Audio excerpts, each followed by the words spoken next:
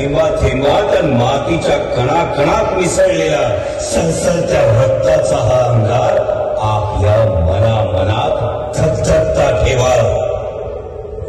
कारण अनाजी रूपी घरभिद्यांची कटकारस्थान आणि औरंग्यारूपी असुरांची आक्रमणं वाढतच राहतील.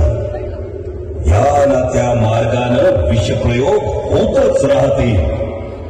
या साऱ्यांचा मुकाबला करण्यासाठी देव, देश आणि धर्माच्या रक्षणासाठी तुमच्या मनातला संभाजी रूपी अंगार ज्वालामुखी बनून उफाळून येईल आणि सळसळेल पुन्हा मराठमोळ्या धमन्यांमध्ये मराठ्यांचं तेच रक्त.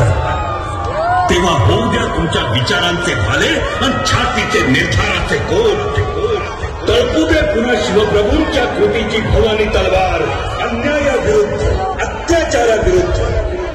आणि तुमतुमू दे सह्याद्रीच्या कडेकपारी एकाच घोषणेनं